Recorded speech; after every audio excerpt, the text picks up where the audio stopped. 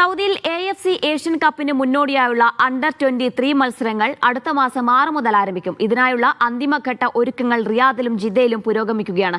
ജനുവരി 24 വരെ മത്സരങ്ങൾ തുടരും. 16 ടീമുകളായിരിക്കും കളത്തിലിറങ്ങുക.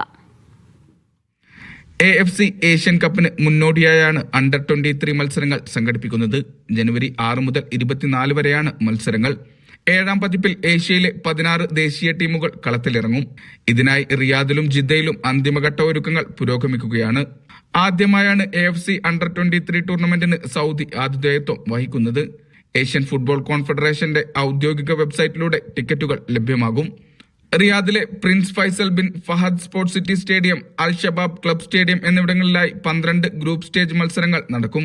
ജിദ്ദയിലെ Prince Abdullah Al Faisal sports സിറ്റിയിലായിരിക്കും ഉദ്ഘാടന മത്സരം. ഫൈനൽ ഉൾപ്പെടെയുള്ള 10 മത്സരങ്ങളും ഇവിടെ നടക്കും.